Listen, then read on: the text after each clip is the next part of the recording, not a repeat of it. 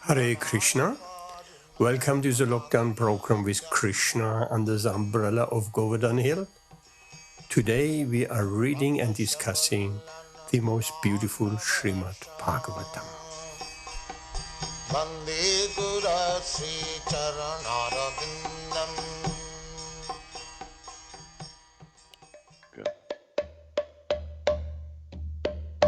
Namo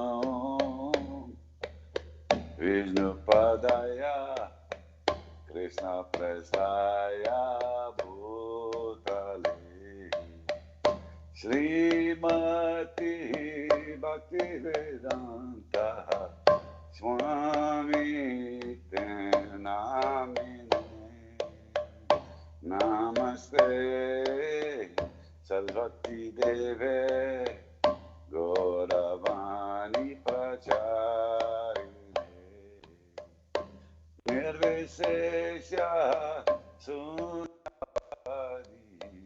Bhaskacharya Satarine Shri Krishna Chaitanya Prabhu Nityananda Shri Advaita Gadadhara Srivasari Gaura Bhakta Vrinda Shri Krishna Chaitanya Prabhu Nityananda Shri Advaita Gadadhara Srivasari Gaura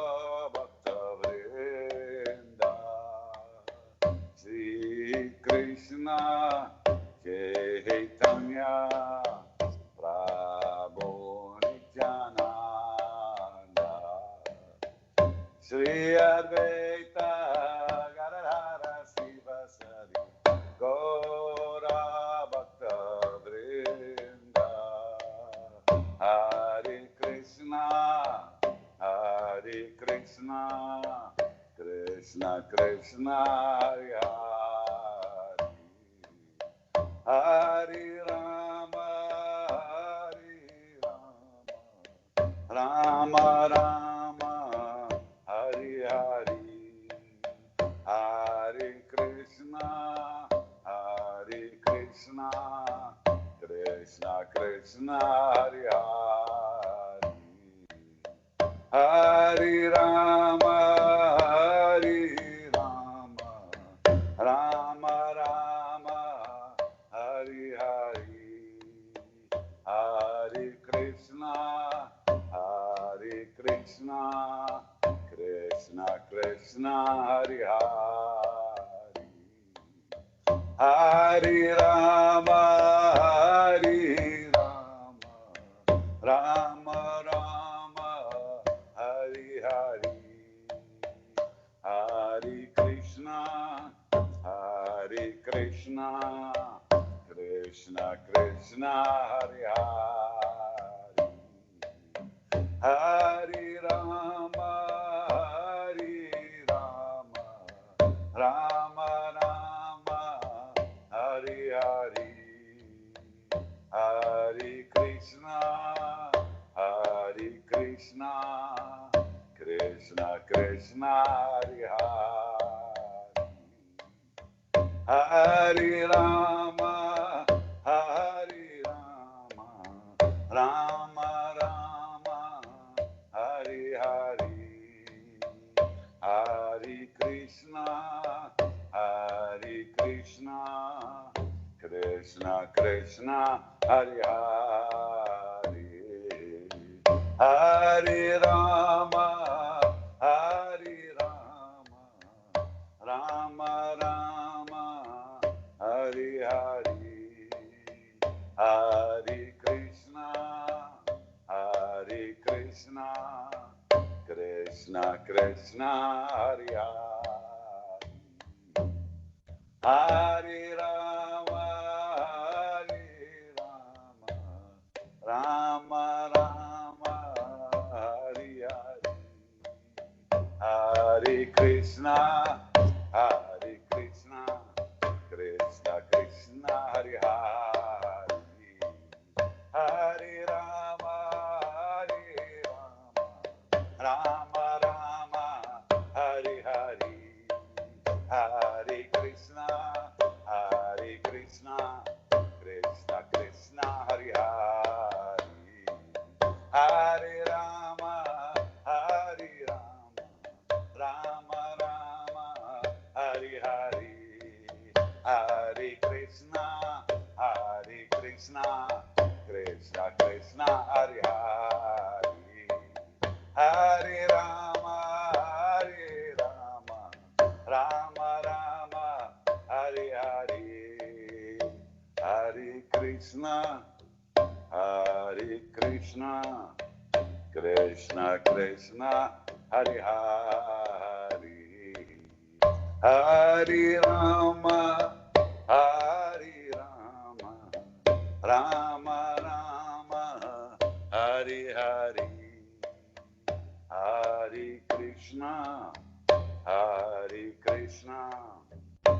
Krishna Krishna, Hare Hare, Hare Rama, Rama Rama, Hare Hare, Hare Krishna, Krishna Krishna, Hare Hare,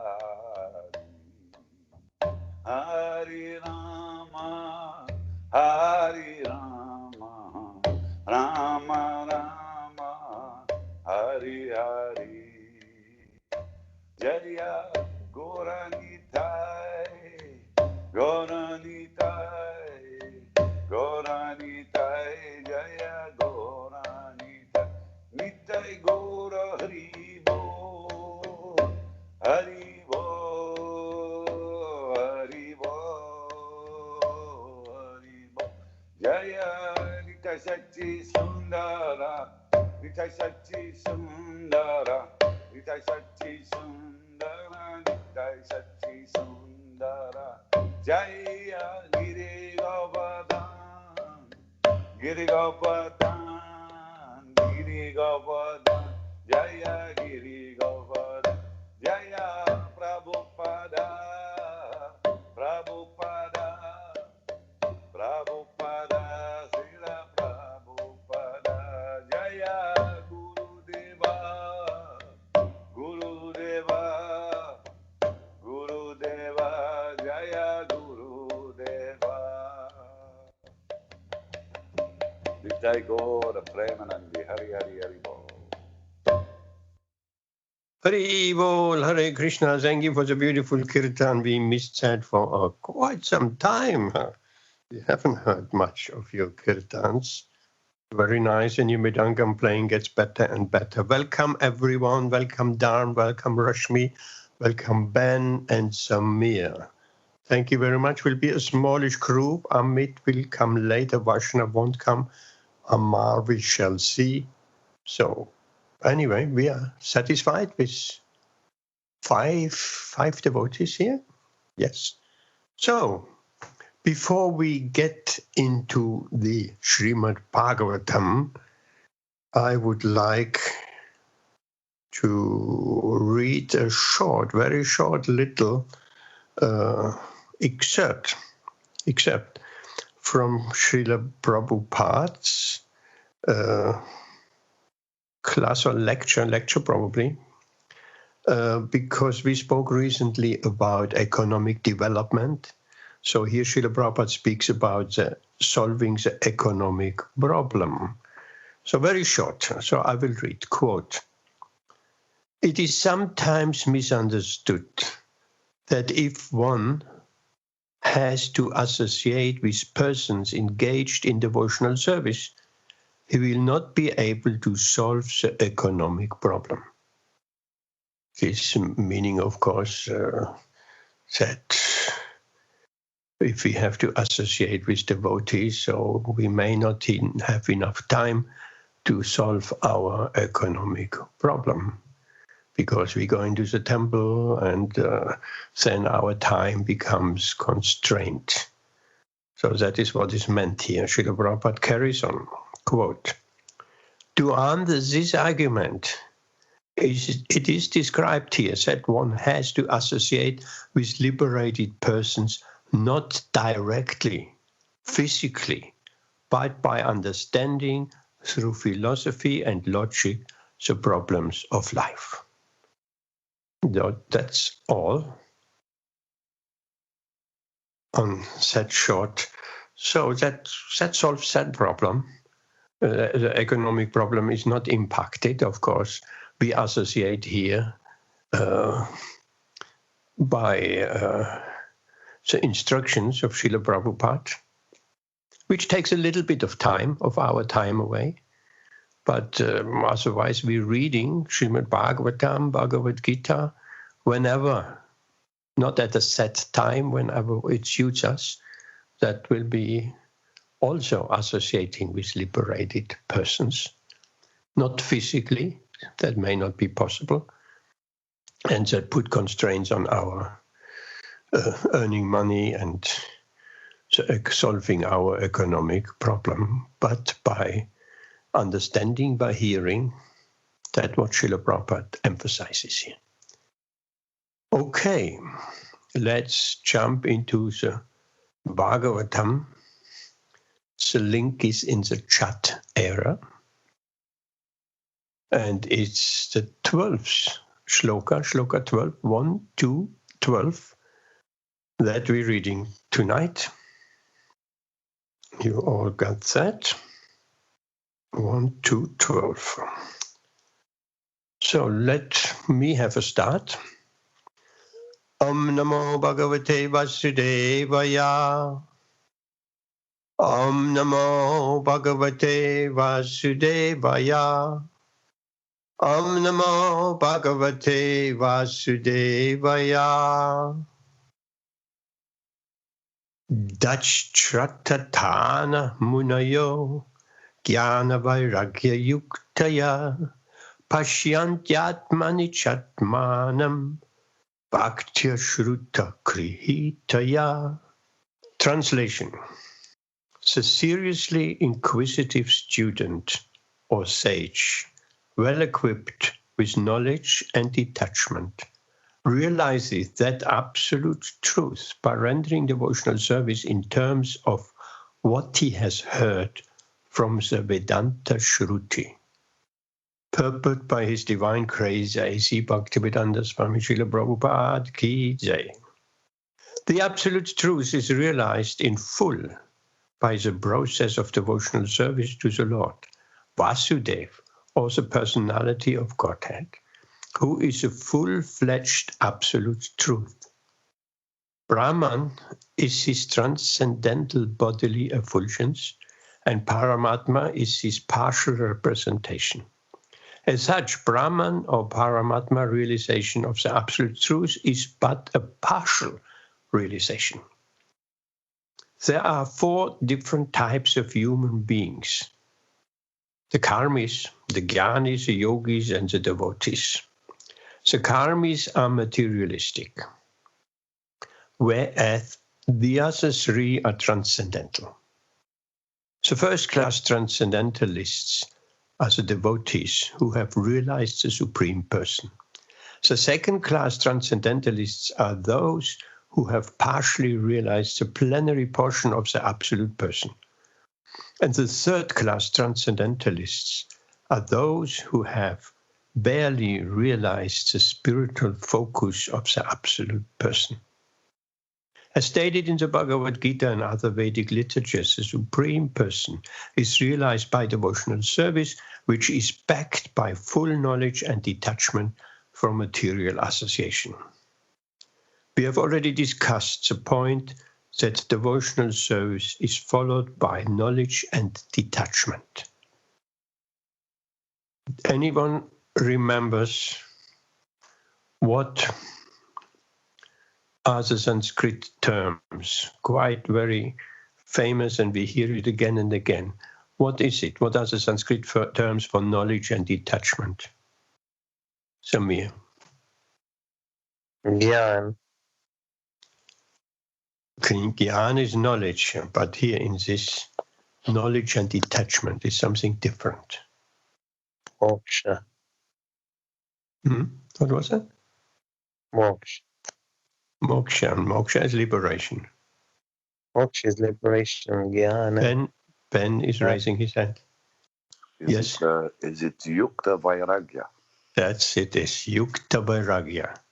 Sees knowledge on one side and through that knowledge detachment. That is Yukta Vairagya. I continue.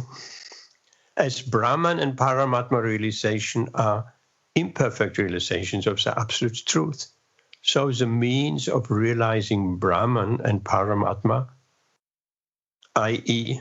the path of Gyan and Yoga, are also imperfect means of realizing the absolute truth. Devotional service, which is based on the foreground of full knowledge combined with detachment from material association, and which is fixed by the oral reception of the Vedanta Shruti, the only perfect method by which the seriously inquisitive student can realize the absolute truth. Devotional service is not, therefore, meant for the less intelligent class of transcendentalists. There are three classes of devotees, namely the first, second, and third class. Can we just hear which has the first, second, and third class devotees? What are the Sanskrit terms for that? We hear it all the time. Anyone? First, second, and third class of devotees. Samir, any? I'm sure we have heard that before, many times. Ben, what about you? The devotee on the first stage is called the Kanishta Adhikari. Yeah. The second stage devotee is called the Madhyama Adhikari. And the topmost pure devotee is called the Uttama Adhikari. Yes, so that is worthwhile of remembering that, because not just for the sake of remembering it, but because sometimes these terms coming up and they're not explained. So we know exactly what it's what. So Kanishta, sometimes called also materialistic devotee. He has no knowledge and no detachment. Yukta Vairagya, no detachment and no knowledge. So he is in a very precarious situation because he can fall away anytime. So more fixed up is a Madhyama, distinguishing between the innocent and the demoniac, and he preaching accordingly. And he has knowledge and he has detachment also. And the Uttama is the topmost liberated soul, of course. So I continue. The third class devotees, or the neophytes, who have no knowledge and are not detached from material association, but who are simply attracted by the preliminary process of worshipping the deity in the temple, are called material devotees. Material devotees are more attached to material benefit than transcendental profit. It's worthwhile here to stop also a second. That may sound very strange to us. They are simply attracted by the preliminary process of worshipping the deity in the temple. What does that mean? The material devotees or the Kanishtas. Does it mean deity worship is not important? What does it mean? Samir. I think it means that they're doing it as a ritual rather than out of love, rather than loving devotional service. They're doing it as a ritual. And also it's saying that they're more interested in the material gain rather than the spiritual gain. Yes, because they don't have any knowledge, right? And no detachment from material affairs also. So, and They're- yes? Sorry, they're really attached, sorry. An interesting indication might be, and it has been analyzed, on that level, devotees will feel very enamored with the deity worship, and they're very attached, and they're seeing Krishna in the deity, in the temple. But once they're going out of the temple, then they're quarreling with devotees or anybody. So they don't see Krishna in the heart of all living entities properly. They see Krishna in the deities, they see Krishna in the temple, but then they quarrel. So that is that stage of Kanishta. So Madhyama, he sees Krishna in the deity, yes, he sees Krishna in the temple, but he also sees Krishna in the heart of the devotees and all living entities. So that is a further advanced stage. Again, to the purport, material devotees are more attached to material benefit than transcendental profit. Therefore, one has to make definite progress from the position of material devotional service to the second-class devotional position. In the second-class position, the devotee can see four principles in the devotional line, namely the personality of Godhead, his devotees, the ignorant, and the envious. One has to raise himself at least to the stage of a second-class devotee and thus become eligible to know the absolute truth. And of course, knowing the absolute truth, as Krishna explained in the Bhagavad Gita, knowing Krishna's activities, Krishna's janma, that such a person will not again take birth in this material world. Janma karma cha me divyam, that's that verse, which Sundar Gopal, when he was giving his talk, he mentions that verse, Janma karma cha me divyam, Bhagavad Gita, famous verse, and a very important verse. Krishna says, who knows my appearance, my activities? I mean, not knowing historically, yes, Krishna appeared 5,000 years ago as the son of Vasudeva and Devaki, that's not enough. Really, deeply understanding, then such a person will not again take birth in this material world. So, and for the middle class, for the Madhyama devotee, as he distinguishes between the personality of Godhead, his devotees, the ignorant and the envious, he will not preach to the envious generally. He will preach to the ignorant, and he will respect the devotees. What to speak of Krishna? So Srila Prabhupada writes, one has to raise himself at least to the stage of a second-class devotee, and thus become eligible to know the absolute truth. A third-class devotee, therefore, has to receive the instructions of devotional service from the authoritative sources of Bhagavatam. So number one, Bhagavata is the established personality of devotee. And the other, Bhagavatam, is a message of Godhead. The third-class devotee, therefore, has to go to the personality of devotee in order to learn the instructions of devotional service.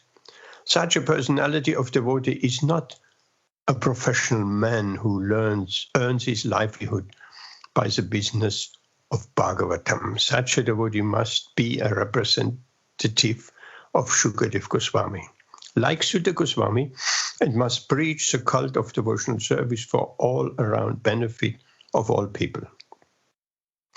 A neophyte devotee has very little taste for hearing from the authorities. Such a neophyte devotee makes a show of hearing from the professional man to satisfy his senses. This sort of hearing and chanting has spoiled the whole thing. So one should be very careful about the faulty process. The holy message of Godhead, as inculcated in the Bhagavad Gita or in the Śrīmad-Bhāgavatam, are undoubtedly transcendental subjects. But even though they are so, such transcendental matters are not to be received from the professional man, who spoils them as a serpent spoils milk simply by the touch of his tongue. A sincere devotee must, therefore, be prepared to hear the Vedic literatures like the Upanishads, Vedanta, and other literatures left by the previous authorities or Goswamis for the benefit of his progress. Without hearing such literatures, one cannot make actual progress. And without hearing and following the instructions, that is also an important point. Without hearing and following the instructions, that has to go hand in hand. Because if it's just hearing and not following, then it is nothing more than jnana. So here Srila Prabhupada makes that point: without hearing and following the instruction, the show of devotional service becomes worthless and therefore a sort of disturbance in the path of devotional service. Unless, therefore, devotional service is established on the principles of Shruti and Smriti, Purana and Pancharatra authorities, the make show of devotional service should at once be rejected. Now here we have to clear some terms. Shruti, Smriti, Purana. Purana we know, that is a Puranas, that is a Bhagavatam, Mahabharata, or Pancharatra. So, who can enlighten us? What is Shruti and what is Smriti? Rashmi, I thought you wanted to keep quiet tonight. It's nice. I'm listening, but I can intermittently. I can't open my book because my hands are dirty. That's okay. So Smriti is Smriti means in the past, in the other yugas, Dwapar Yuga and all, the mantras were Smriti mantras. So they were learnt by heart. So all this Bhagavatam and all these verses were all by heart. But then it was of need was felt that the Kali-Yuga's population will not be able to know verses by heart. Like without reading from anywhere, the population was so pure, they were so intelligent that they remembered the verses by heart. The Brahmanas were very knowledgeable. But in Kali-Yuga, it was not possible. So then the mantras were made into written mantras. So I don't know whether that is Shruti mantra, I don't know. But which one is, whether that is, what is the meaning of Shruti, I don't know. But Smriti is by remembrance. Yes, very nice. No? Yes, very nice, very nice. Smaranam, Vishnu Smaranam, we say Archanam Vandanam Dasya. Shravanam, Kirtanam, Vishnu, Smaranam, Smriti, Smaranam, same word. Remembering. We know Shravanam, hearing, Kirtanam, chanting, Vishnu, Smaranam, remembering Vishnu. So remembering Smriti. So which literatures falling in the category of Smriti? That's the Puranas, Bhagavad Gita and Mahabharata. So what is Shruti then? Shravanam, Shruti. Shruti is the Vedas and the Upanishads. These are categorized as Shruti. Some people think they're taking Vedic evidence only from the Shruti. So rejecting the Smriti, thinking it to be a newer kind of invention that don't include Smriti to the Vedas. They only stick to the original Vedas and Upanishads, Shruti. And there is a third category, which Srila Prabhupada doesn't mention, Nyaya, which includes, or which is specifically the Vedanta Sutra. Nyaya, logic. And Pancharatra, what is a Pancharatra? We have a very nice scripture, Narada Pancharatra. Narada refers to Narada Muni.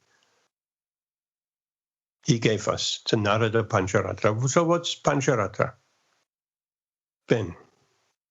Pancharatra is the rules and regulations for deity worship. Absolutely. There is a nice book for deity worship, Pancharatra Pradeep, which is very detailed. All the samskaras, everything is there. So Pancharatra, Narada Pancharatra, deity worship. So in this connection,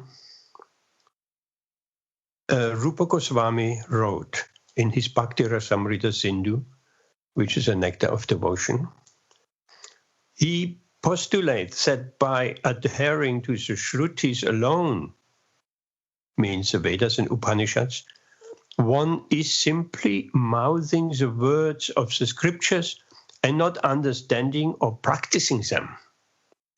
And that is true. I have been in touch and I have seen people who speak all the Vedas, but actually they don't understand the scriptures and they don't practice them either. It is the empiric scholars, not the acharyas, who contest the authority of the Smriti, the Puranas, Mahabharata, Gita. The four original Vedas are Shruti. They came down orally. Shruti means hearing. Smriti means remembering.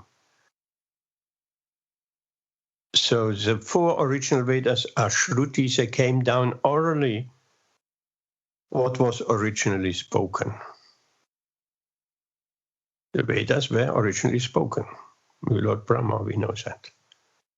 Whereas Shruti is compared to the mother. Smriti is compared to the sister. After a child hears from his mother, he again learns from the descriptions given by his sister. One cannot deny the authority of Bhagavad Gita or Bhagavad Purana simply because they are Smriti. And there is a famous verse also, Shruti Smriti Purana Di Pancharatra Vitim Vina, and so on. Devotional service of the Lord that ignores the authorized Vedic literatures like the Upanishads, Puranas, and Narada Pancharatra is simply an unnecessary disturbance in society. So this was all quotes from Nectar of Devotion by Rupa Goswami. So when we come across and we hear that Shruti Smriti, then we should know the Shruti, original Vedas, and Upanishads, and the Smriti, Puranas, Mahabharata, Bhagavad Gita. And Pancharatra, deity worship, Narada Pancharatra in particular. So, continue on the Bhagavatam purport. An unauthorized devotee should never be recognized as a pure devotee. By assimilation of such messages from the Vedic literatures, one can see the all-pervading localized aspect of the personality of Godhead within his own self constantly. This is called samadhi. Okay. Any questions? Any comments on that purport and that verse, what we have just read? Shamir, can you summarize in 2-3 sentences what we have spoken about, just to deepen our understanding, or just to know what we have spoken about? Just a summary of the main points, or some of the points, whatever you remember. Yeah, I'll try my best. First of all, Dhanwad pranams everyone. Hare Krishna, dear devotees. I'm very tired today because I'm traveling, but I'll try my best. Just forgive me. I'm a 3 hours ahead as well in time. So they're talking about the 3 different types of devotees. Yes. Yeah. Then we are also talking about Shruti, remembering, and hearing. So, as you said, the process was it was orally spoken, and the other one, as Ashmi was saying, that it's remembered. People just remember it. Yes, once. yes. Remembering what has already been spoken. Yeah, without having to read it or anything. But obviously in this age, it's very difficult to do that. So we have to keep associating with devotees and going through, which is also nice as well. But of course, if we could just listen and then remember it, that would be brilliant. Hare Krishna.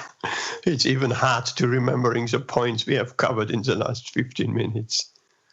Yeah. Okay, any other point? You mentioned the last 2 points, the classes of devotees and what we talked about, Smriti and Shruti and Pancharatra. At the beginning of the purport, there is another point. Ben, you remember? Prabhupada, he talks about, at the beginning, he talks about the different phases of realization in terms of the Supreme Personality of Godhead, Krishna. You can realize him in a Brahman aspect, which is realized by Jnanis. Then he talks about Paramatma, is realized by the yogis. And then he says the highest stage is to realize Bhagavan, which is the realization of the devotees of the Lord. He talks about different classifications of human beings, karmis, jnanis, yogis, and devotees. And he talks about the fruit of devotional service in terms of receiving yukta vairagya, knowledge and detachment. About knowledge of the Vedas leads to detachment of materialistic attachments. Yes, yes. It leads to progress in spiritual life. So there was a couple of points from the earlier part of the purport. Yes, thank you. That will suffice. That is great. Maybe one thing to mention also, it is important, Srila Prabhupada mentions the karmis, the jnanis, and the yogis and the devotees. Whereas the karmis are classed as materialistic, the jnanis, yogis, and devotees are transcendentalists. So even the jnanis are transcendentalists, and the yogis are also transcendentalists. But as Srila Prabhupada explains here, these are only partial realizations, right? Even a Brahman realization, we don't say that is false or something like that. That is all. No, it's not false. It is real, but it's only a partial realization. And we spoke last time about the train coming to the train station, the light first and the shape, and then all the activities. And Pandava Prabhu gave also with a mountain the example, so that is covering that. Let's move on. Let's move on to text 13. Ben, you want to take that up? Text 13? I'll just check my volumes up. Okay. Yes, can hear you perfectly well. That's the next verse.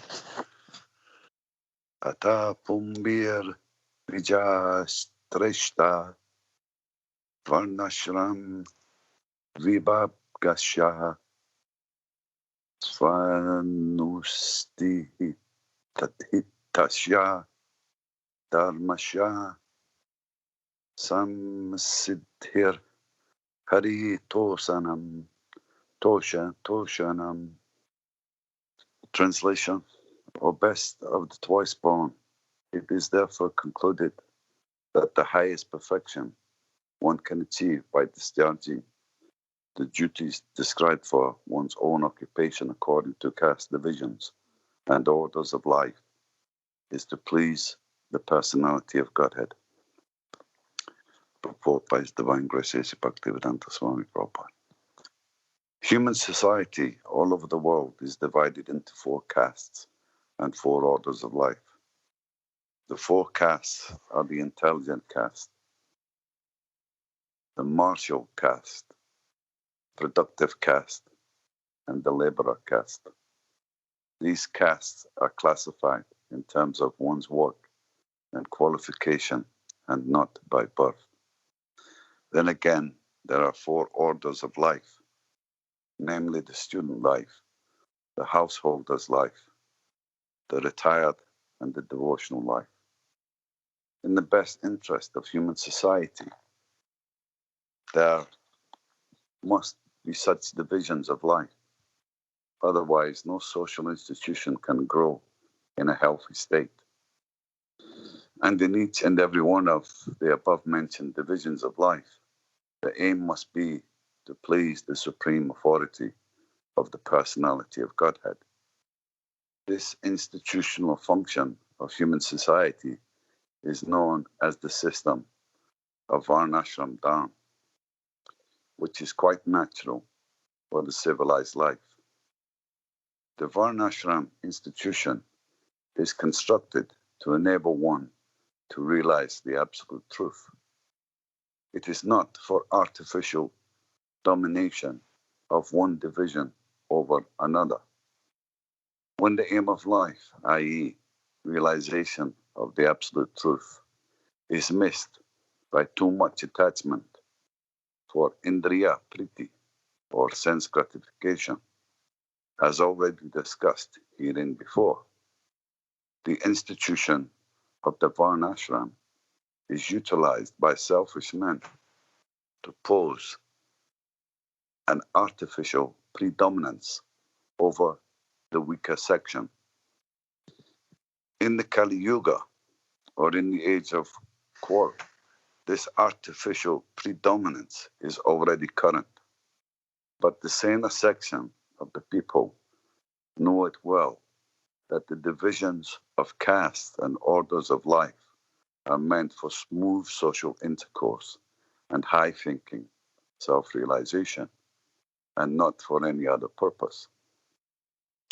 Here in the statement of Bhagavatam is that the highest aim of life, or the highest perfection of the institution of the Varnashram Dharma, is to cooperate jointly for the satisfaction of the Supreme Lord.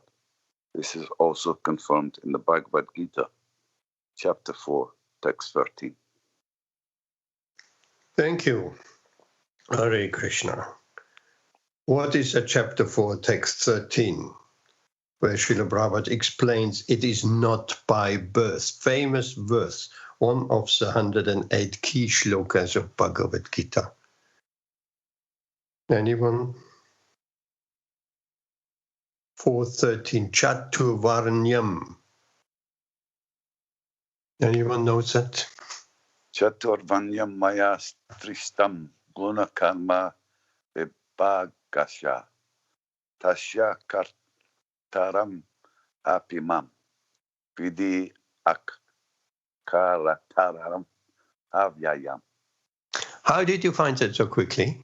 You're reading that, I know. No, because I'm reading from my first canto Śrīmad-Bhāgavatam, and I've got my Bhagavad Gita there as well. So Fantastic. I can just read from the physical book. I prefer it. That is correct. Fantastic. Very good. Okay. According to the three modes of material nature and the work associated with them, the four divisions of human society are created by me. And although I am the creator of this system, you should know that I am yet the non-doer, being unchangeable. Beautiful. Yes. So, what the question arises, so four castes. We know now that, and we always knew that is not by birth, where one section of society is subjugating, because they're more powerful, subjugating other sections of society. And the Brahmanas feel they have a superior position. It's not like that. As Srila Prabhupada mentions clearly, these four sections of society, they are meant to cooperate together to please the Supreme Personality of Godhead, Sri Krishna. That's the idea of the Varnashram system. But people have exploited, and the caste system has arisen thinking the son of a Brahmana is automatically a Brahmana. The son of a Brahmana is called Brahmana Bandhu, a friend of a Brahmana, not a Brahmana. And that's very easy to explain if someone is asking us about the caste system, like Rashmi is a doctor. So does it mean Krishna is automatically qualified as a doctor without studying medicine? Of course not. So birthright, even so maybe some 100 years back, it was the practice that the son of a Brahmana was trained by his father as a Brahmana, and not only trained in knowledge, but trained in practice. As we see in India, if someone is a tailor, this occupation as a tailor has gone many generations in the family. But they are practicing from grandfather to grandfather to father to son and so on. They're all practicing. They have been trained in that profession as a tailor.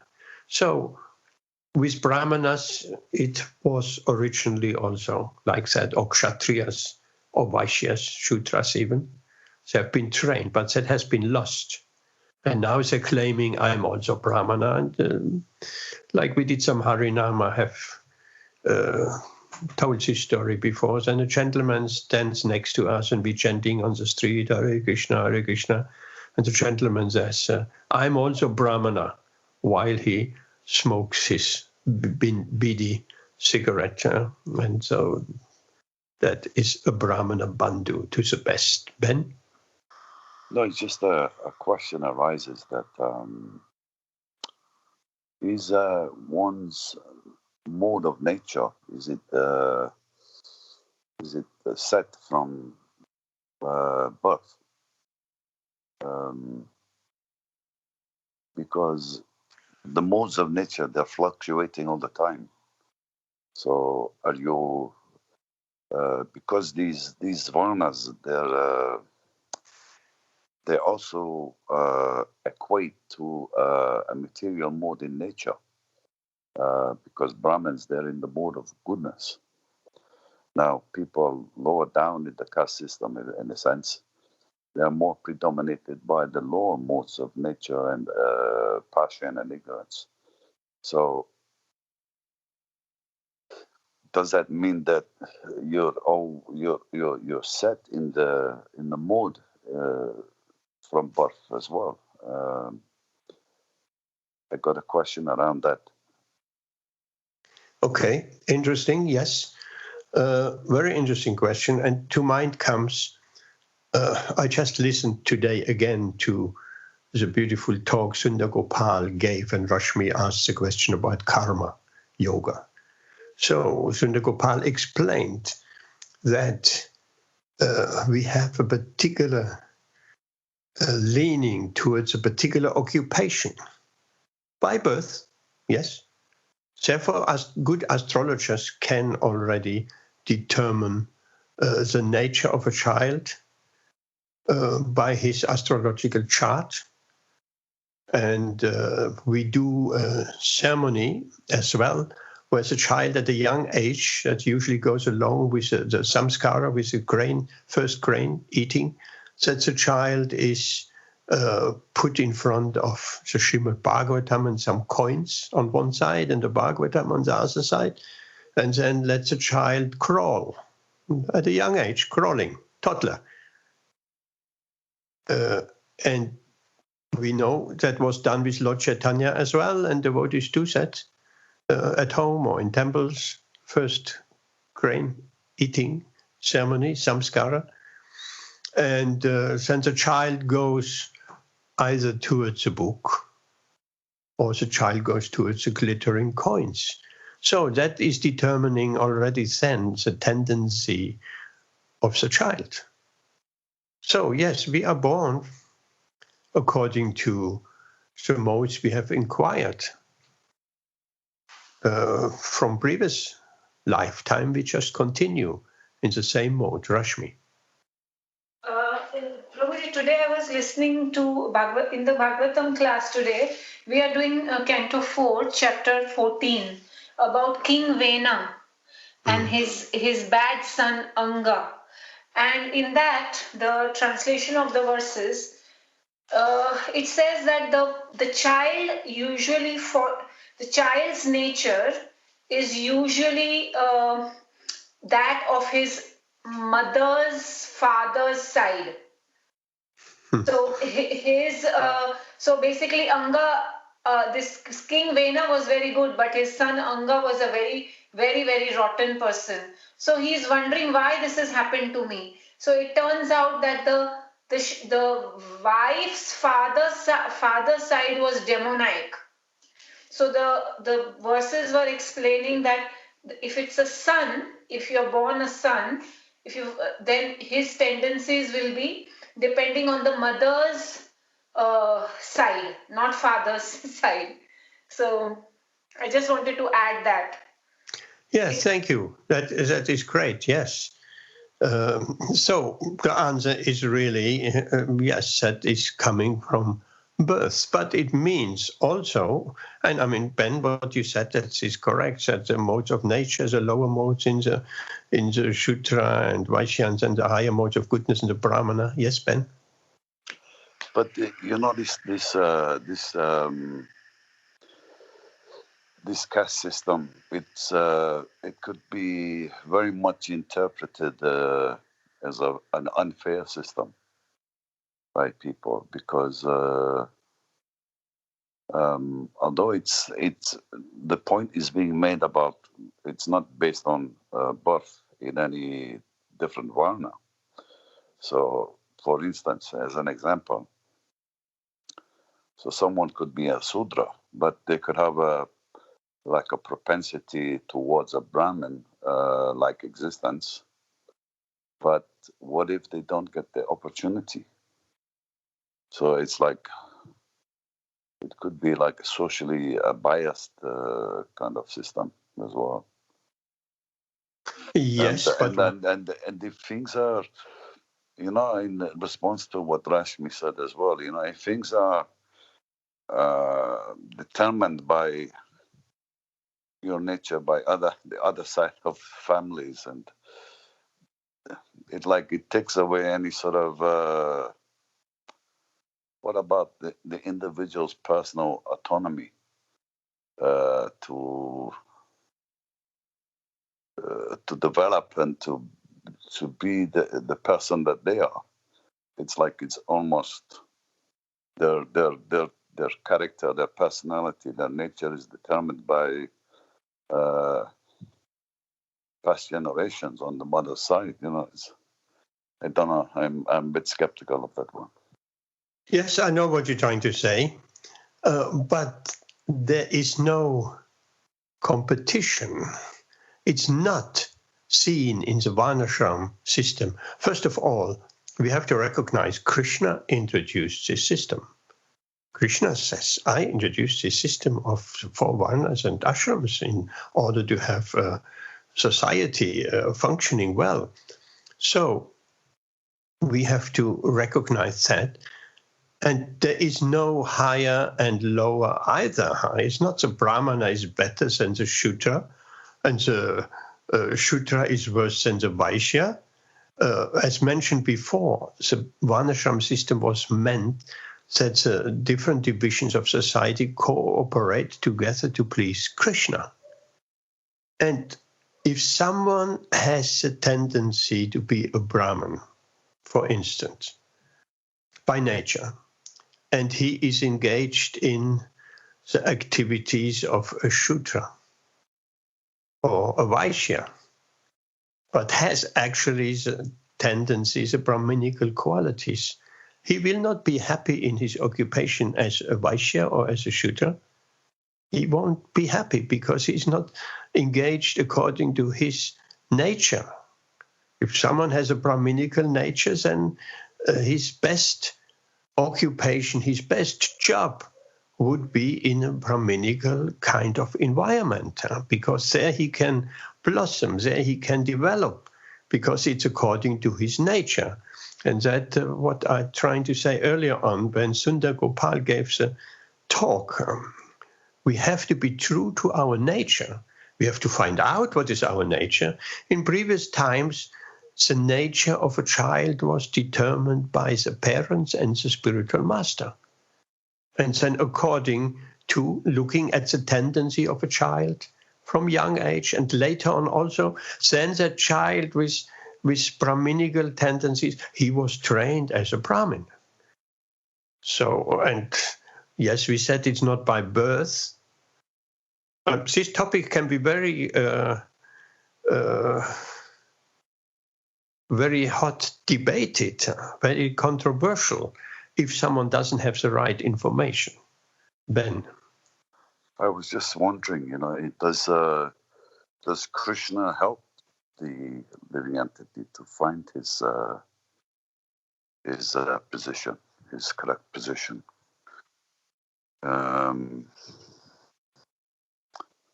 If I take it on the basis that Krishna is the supreme controller, he's arranging everything for the living entities.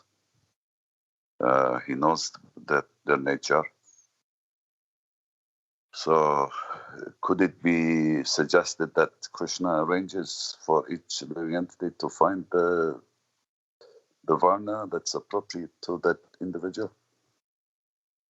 Some people may not find the right occupation for a long time, and they won't be happy if they're wrongly engaged. If they're engaged in a particular job, let's put that in the modern context. If the parents push a child to an occupation which is only determined by making a lot of money and not taking in consideration the child's tendencies, then that is quite a violation of the child. And that happens all the time. People don't choose their jobs, or people are not helped with the parents and society and community to find the jobs they have a natural inclination to. The jobs, the varnas are determined nowadays by how much money it makes. If someone has a tendency towards artistic work, and not that's a breadless job. Do study economy, banking, and get in the banking sector. So, but the person will not be happy. Really, he doesn't fulfill his potential if he is wrongly engaged. That's important. Now, children have to choose by GCSE level. They have to already choose their career for their whole life. So, but I mean, Rashmi could probably say something with Krishna. Krishna doesn't know yet what kind of job he will later do. But I'm sure he has some tendency towards one thing or another. Rashmi. Unfortunately, Prabhuji, just in this modern context, all that true nature of yours is never allowed to flourish. Yeah. The parents will completely subdue it because it's all about economic development. People are becoming doctors for the wrong reasons. It is only about money, Prabhuji. Unfortunately, this is the case. People went into medicine in the past because they liked the profession, for different reasons, not because it was money. In India, in India, still becoming a doctor is not really. It's not a very. You don't earn a lot of money in India. There are other professions which you could spend the same time of money and earn a lot of money, spend time. So, but now children themselves are going into professions with the wrong mindset because their training is all wrong. Who is going to tell them in school that go to a job where follow your heart, follow your nature? Nobody is there to guide them. The parents are also towards economic development, so they are also running after money. So the same thing the children are also learning. Yes, unfortunately. Therefore, what I said previously, just before, that this position of a child was determined between the parents and the spiritual master, who could see, not the spiritual master who is aloof and traveling around the world, the spiritual master who the child has spent in the Gurukul in personal association. So perhaps some relatives as well. Yes, the money was not the criterion. Follow your heart in what? Yes. Yes, unfortunately, it's all geared up for economic development, and that is violating a child's nature, and the child will not be fulfilled and happy in his wrongly chosen job. And he may change job, and if he is very fortunate, later in life, he may do some career change, and he might actually find his true calling. Like a doctor, for instance, a doctor has the calling. A doctor is someone who likes to help other people, not because of the money. Or a nurse in hospitals, we can still see that with the nurses in the hospital, with the doctors, but especially with the nurses, there are a type of people that like to help. They like to help other people. If someone becomes a nurse, he must have this particular mindset. So, yes, absolutely true. In modern society, people can't really be fulfilled. And back to your question, Ben, yes, in the sense, Krishna is not directly interfering with that, but indirectly, yes, he is guiding everybody's life. But we should not forget about all of this Varnashram Dharma. The actual point is, as the Bhagavatam from first shloka till now, and of course future shlokas, it has been very, very much about, it's all useless. All this Varnashram Dharma system is useless if one does not cultivate, if one does not find some attraction to Krishna. And the same thing we have with the conversation between Lord Chaitanya and Ramananda Roy. Same thing, exactly. Where Lord Chaitanya is asking Ramananda Roy, what is of the best benefit for the people? And Ramananda Roy started with Varnashram system. That is for the best benefit. If people fitting into this Varnashram system, that's the best benefit of the people, so they can make progress. And Lord Chaitanya said, that's okay, but he rejected it. Tell me something higher. And higher and higher and higher, and the conversation went on. So Jayantibai just sent a heart, and I can see that in Jayantibai he is a carer. He must be a carer. By nature he's a carer. I would think so. By nature he's a carer, and so are you, Rashmi. by nature. You found your calling, and I think Chandibai found his calling too. And Samir, there is some Vaishya tendencies there. I would think so. So this nature will come through. And if we are engaged in devotional service according to our nature, it makes things just so more easy. Obviously, this is not the goal. The goal is we learning to surrender to Krishna fully, and we can do anything for Krishna.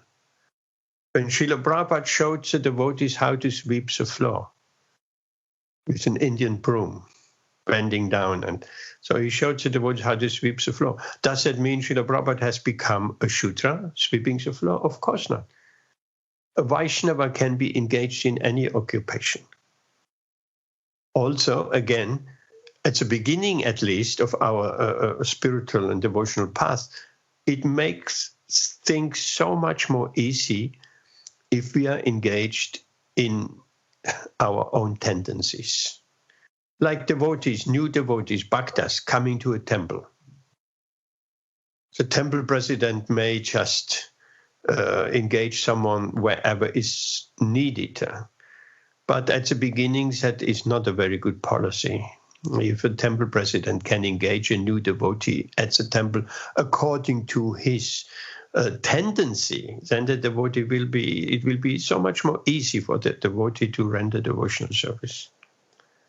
Because for a long time, we will be attached to offer service to Krishna in a particular way, right? If we have these caring tendencies, and that is a way. If we have a teaching tendency, that's another way. If we have business tendency and trading tendencies, that's another way. And we see people that have a Kshatriya nature. They're fighters. They will probably do a lot of bodybuilding, and they will do security guards and this and that. That's another nature. Even in the private times, they will do some martial arts or something like that. Not necessarily for the money, but just enjoy this kind of... if some very weakly built person wants to become a Kshatriya, that will not work. Or wants to do some martial arts, even the bodily constitution is according to all of that. The intellectuals are usually kind of not this kind of body-built, strong muscle men. They are much more delicate, academics and intellectual generally. Even that is blurred nowadays. So later on, at the beginning, we'll be attached to serve Krishna in the way we like to serve him, through our tendency. Later on in our development, we will, and that is, we're speaking about the pure devotional stage, we will serve Krishna. We are not attached to a particular way, not attached to our particular tendencies. These we have left long behind. So even these tendencies are left behind. We are then only attached to please Krishna in whatever capacity. Okay, so you got a big job to do, Rashmi, to guiding Krishna, not for the money, but for his tendency. And money can be made in any situation of life. Any more questions or comments? These are very interesting topics. We have never really discussed in our Bhagavad Gita sessions Chaturvarnam, that verse, even though we have touched somewhere in other contexts. But that particular verse, I don't remember having really gone deeply into that.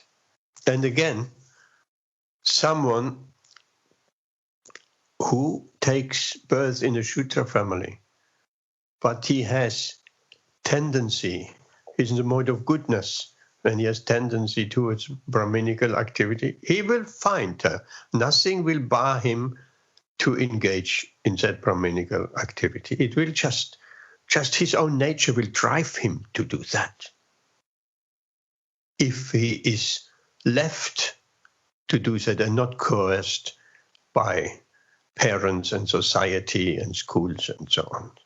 That's a different story. He will find his calling in life, so to speak.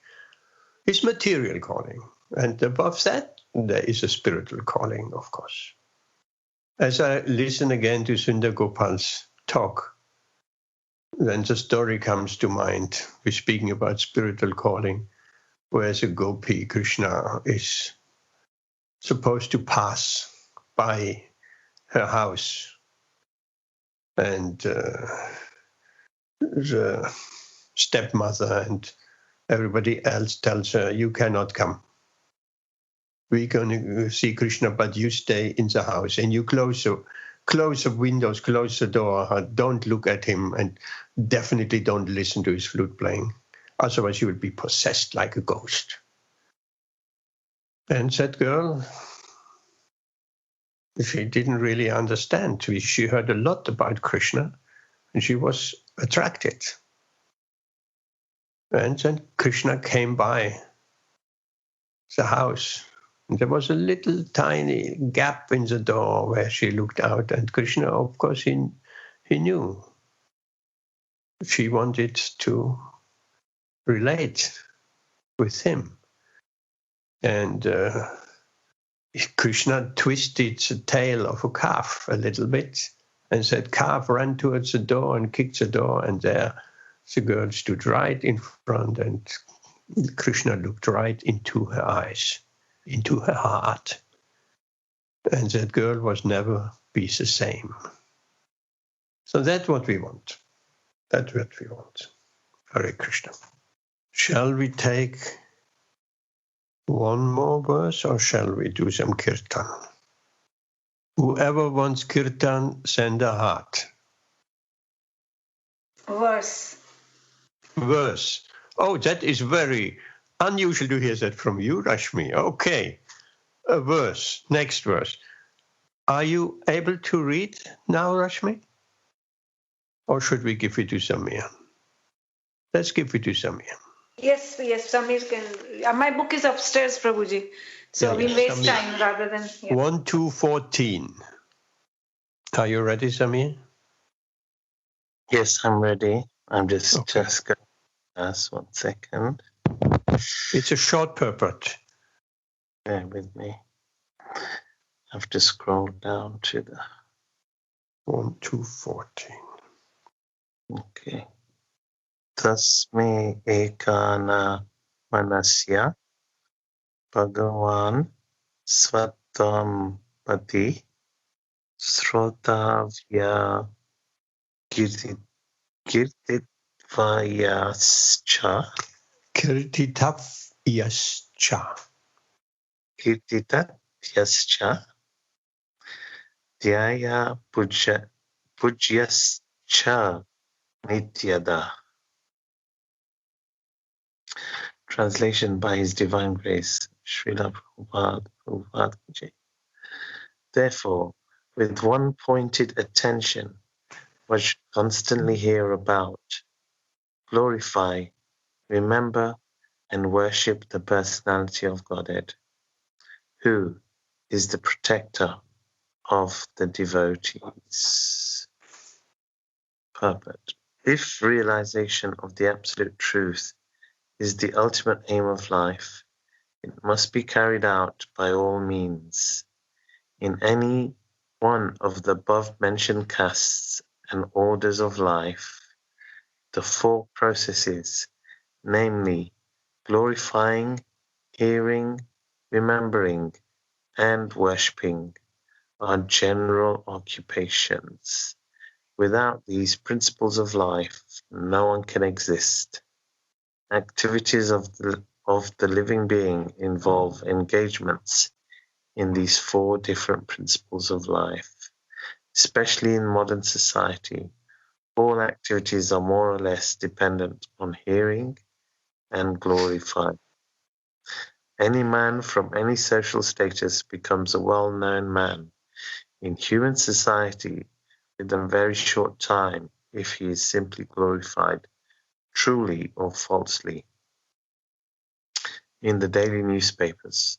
Sometimes political leaders of a particular party are also advertised by newspaper propaganda, and by such a method of glorification, an insignificant man becomes an important man within no time. But such propaganda by false glorification of an unqualified person cannot bring about any good, either for the particular man or for the society. There may be some temporary reactions to such propaganda, but there are no permanent effects. Therefore, such activities are a waste of time. The actual object of glorification is the Supreme Personality of Godhead, who has created everything manifested before us. We have broadly discussed this fact from the beginning of the Janmali Asya Shlok of this Bhagavatam. The tendency to glorify others or hear others must be turned to the real object of glorification, the Supreme Being, and that will bring happiness. Hare Krishna. Thank you. Anyone has any question to that shlok? Or any comments? No? I think, obviously, it's summarized very well just in the translation. One should constantly hear about, glorify, remember, and worship the personality of Godhead. Constantly. So we should constantly glorify, remember, and worship the personality of Godhead. It's very beautiful, just the translation. Is that question arises? Is that difficult to do? Because one might think, well, if I'm constantly hear about, glorify, remember, and worship God, then I would be better off in a monastery or in a temple. But what about my economic problem? So therefore, I ask, is that difficult to do? I think it's. I think the more we practice it, the easier it becomes. So the more we associate with the Lord, either by chanting, by hearing classes, or reading, or going to the temple, associating with devotees, the more and more we do it, the easier it becomes to do these things. So even when you're at work, there is so many opportunities. For example, if you're driving to work, you can hear on your audio system, or even if you don't, you can chant on the way to work. When you're walking, whatever you're doing, you can carry on chanting and remembering. As I was saying last time as well, simple little things that you might be doing. If you're in the shower, or if you're whatever you're doing, just keep remembering the Lord. And the more you do it, the more easier it becomes. Because as we say that, if we take one step towards the Lord, he takes 10 steps towards you. So, that's a good deal, isn't it? Thank you very much. Yes. Ben, you raised your hand. I think the point, how I understood the question is that in society, in different societies, these things, they're already going on. Everyone is worshipping something. Everyone is glorifying something. Everyone is everyone is hearing something, and people they're remembering all the time. So these things are a constant given in everyone's life. However, the point I think is that is like a misdirection of the focus and a lack of proper education and knowledge, that people their attention is diverted to all types of other things, which are in a sense a kind of replacement for Krishna. So they're deluded in this material energy, this maya, and they need to be somehow or other, they need to be helped or guided in the sense that what is the real focus for glorification? What is the real focus for remembering, for worshipping? What is the real subject for hearing? Because at the present moment, everyone's focus for these things is directed elsewhere in the material world. Thank you. Exactly. That is actually the point of this shloka, and not only this shloka, many other shlokas. Rashmi. So, Prabhuji, this shloka said about glorifying Krishna. So, I'll just glorify Krishna for 2 minutes. Today I heard such a beautiful katha about Krishna's pastime when he was a baby. So, Krishna is all these gopis, he loves to trouble them, all these older gopis. So, this Krishna, what he's doing, he's going to one old gopi's house. I think her name was Prabhavati. And he used to love to trouble Prabhavati. So he goes to Prabhavati's house, and she is loading some cow dung patties. So she's loading them on a cart. So she says, he tells her, "Do you have any butter for me? Do you have any butter?" So she says, "No, I don't have any butter. I have so many children. You live in such a big palace. You're Nanda Baba's son. Why you are coming to me? I'm so poor. You go away." So she says, he says, "Okay, you don't have butter. You have some yogurt." She says, "No, children have finished it all." "Okay, do you have any chas?" So chas is buttermilk. So she says, "Oh, maybe I have some stale chas." So he says, "Okay, give me some stale chas then." So the Prabhavati Gopi says, "I won't just give it to you like that. You are becoming very lazy. You will have to help me load these cow dung patties on this cart. So then I will give you." So then Krishna thinks. He says that maybe you have some old butter lying around. Maybe you can give me that. So Prabhavati says, "Maybe I will." So then there is a deal done between them. So now Krishna says, "Hang on, you're going to make me load all these patties. Who will do the counting? That how many lumps of butter and how many bowls of chas, buttermilk you will give me? Neither of us know how to count. You are also illiterate. I am also illiterate. Who will count? So you might manipulate me. You might make me work harder." So this Prabhavati says, "Oh, that's a good point." So then Krishna tricks her and says, "Okay, we'll do one thing. There's some fresh cow dung lying over here. Every pack of cow patties that we load onto the bullock cart, I will take that cow dung and put a dot on my cheek." So Prabhavati says, "Okay." So they keep on loading the cow patties onto the bullock cart and keeping on adding one dot.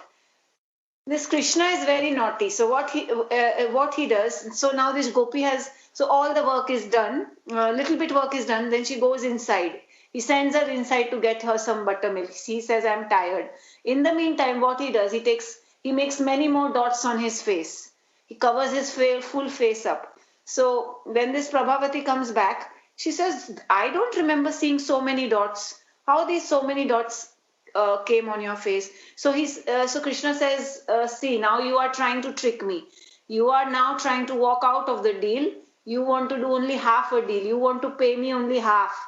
So now you are saying that I have put all these dots on my face. So Prabhavati says, no, I'm not trying to trick you. Okay, we'll finish the rest. So and then I'll get you some butter. So then the job is done. Loads of dots are all over Krishna's face. He's tricked her. These poor gopis, they are so nice. They can't see that Krishna is tricking them, or maybe they can and they are allowing Krishna to trick them. Then she goes and she brings some old butter, and then she makes Krishna sit on her lap, and then she feeds him that many mouthfuls as depending upon the dots on the face. Now the Krishna is eaten. Now he's ready to leave. So now he says that, so when he's leaving, this Prabhavati is asking him, so when are you going to come now? So he says, I'll see now. I'm going. So she says, come soon. I need more help. So he says, I'll come on Ekadashi. So she says, oh, Ekadashi is 15 days after. So Krishna says, okay, then I'll come at Ashtami. So then this Gopi says, Ashtami is also so far away. Krishna says, okay, I'll see. I'll come after 2-3 days when I have some time. I don't have time these days. So then Gopi says, Gopi is telling him, after 2-3 days, why don't you come today? Why don't you come this evening? Krishna says, I'm just leaving and you're inviting me back in the evening. So she says, oh, I'm only inviting you because the butter which I fed you was stale butter. I will be making fresh butter now, so I will feed you fresh butter. So Krishna says, okay, then I will come in the evening. So that's the end of the katha, but it was just that it's so nice how these gopis, how they are waiting for their Krishna to come. And when he comes, they act as though they are angry with him. But actually they are not. They are just acting. Haribol, beautiful. Thank you very much. I've never heard this story, but yes, that fits totally in with, with Krishna. That is beautiful. And because, as I said before, as I have just re-listened again to Sundar Gopal's talk, and he explained that Krishna is born on Ashtami, on the dark fortnight, and at midnight, and anybody born at the dark fortnight, he has a tendency to be a thief. So, yes, these are beautiful stories, and we can. Stories. When we say stories, we don't mean fairy tales. Stories means histories, means pastimes. So we can also develop such relationships with Krishna, even in our present state, in some very rudimentary forms. We can see the reciprocation of Krishna through things which are happening in our life. We can see that Krishna is reciprocating with us. What other people may call, or by chance, isn't this happened to me? By destiny, isn't this happened to me? But actually, the devotee can see Krishna's hand behind that. It's not by chance. Things are happening to us. Krishna is behind those things, and sometimes we don't understand things happening to us, and we think that is a bad thing, and later on it turns out it was actually a good thing. So anything which reminds us of Krishna is, of course, a good thing. And just one word to what Samir said about and Ben said about these activities of glorifying, of hearing, of worshipping, remembering. Actually, this is very easily done. We already do it. We just have to refocus. But what people are glorifying? Football stars, celebrities. So it just needs to refocus back on Krishna. And remembering Krishna, that is not very difficult to do.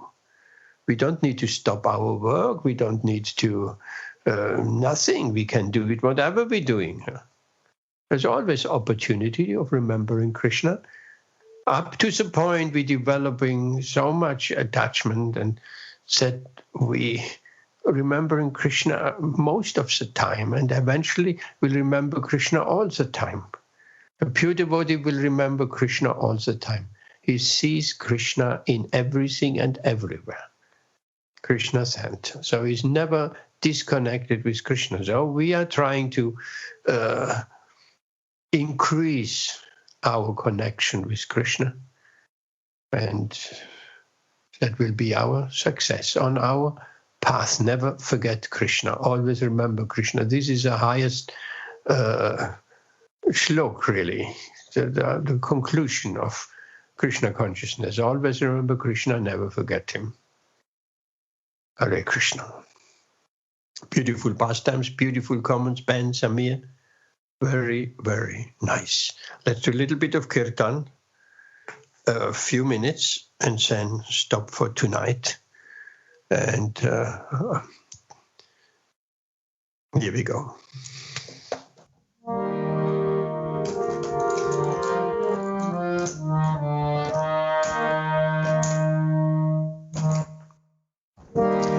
Hare Krishna, Hare Krishna, Krishna Krishna, Hare Hare, Hare Rama, Hare Rama, Rama Rama, Hare Hare,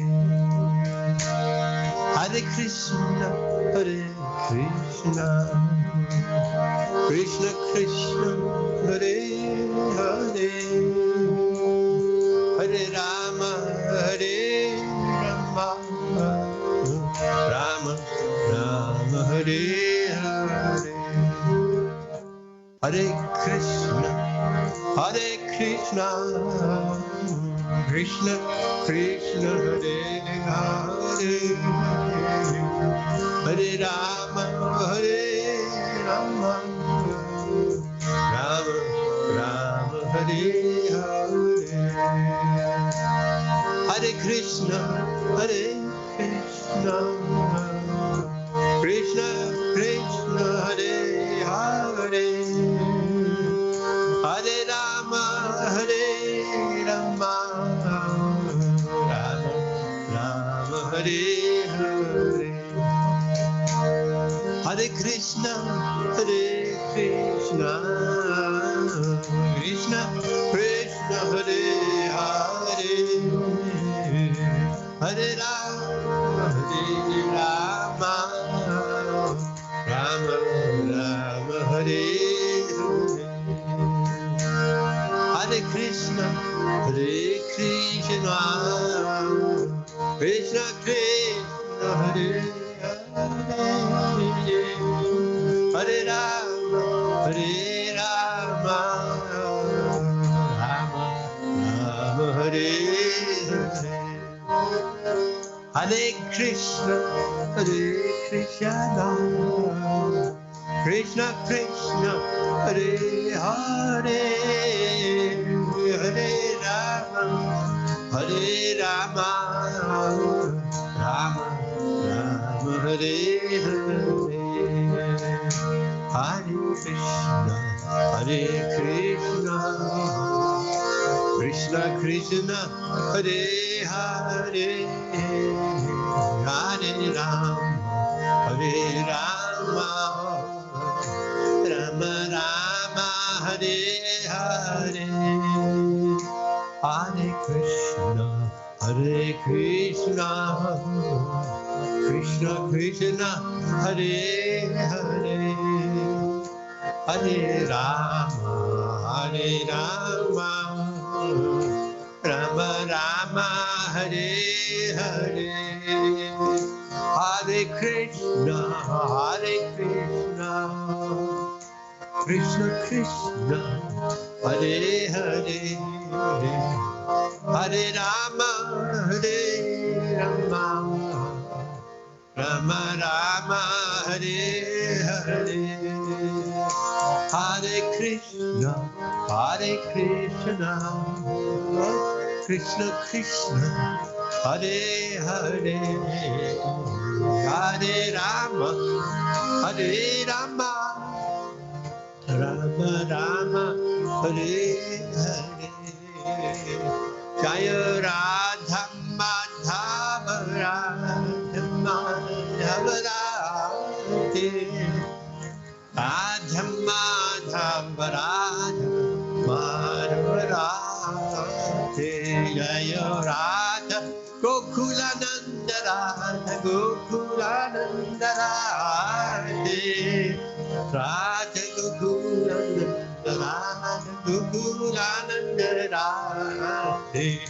Jaya Radha Nandamnishwara Radha Nandamnishwara Radhe, Radha Nandamnishwara Radha Nandamnishwara Radhe. Jaya Radha Madan Mohan Radha Madan Mohan Radhe, Radha Madan Mohan Radha Madan Mohan Radhe. Radha Gopinath Radha Gopinath Radhe, Radha Gopinath Radha Gopinath Radhe. Radha Govinda Radha Govinda Chi Radhe, Radha Govinda Chi Radha Govinda Chi Radhe. Radha Ramana Radha Ramana Radha Ramana Radhe, Radha Ramana Radha Ramana Radha Ramana Radhe. Jaya Radha Damodar Radha Damodar Radhe, Radha Damodar Radha Damodar Radha Damodar Radhe. Jaya Radha Shyam Sundar Radha Shyam Sundar Radha Shyam Sundar Radhe, Radha Shyam Sundar Radha Radha Shyam Sundar Radhe. Jaya Krishna Balaram, Jaya Krishna Balaram, Jaya Krishna Balaram, Jaya Krishna Balaram, Jaya Krishna Balaram, Jaya Krishna Balaram, Jaya Krishna Balaram, Jaya Krishna Balaram. Jai Jai Giri Govardhan, Jaya Giri Govardhan, Jaya Giri Govardhan, Jaya Giri Govardhan, Jaya Giri Govardhan, Jaya Giri Govardhan, Jaya Giri Govardhan, Jaya Nitai Sachi Sundar, Nitai Sachi Sundar, Nitai Sachi Sundar, Nitai Sachi Sundar, Nitai Sachi Sundar, Nitai Sachi Sundar, Nitai Sachi Sundar, Jaya Radhe, Jaya Radhe, Jaya Radhe, Jaya Jaya Shri Radhe, Radhe Jaya Radhe, Jaya Radhe, Jaya Jaya Shri Radhe.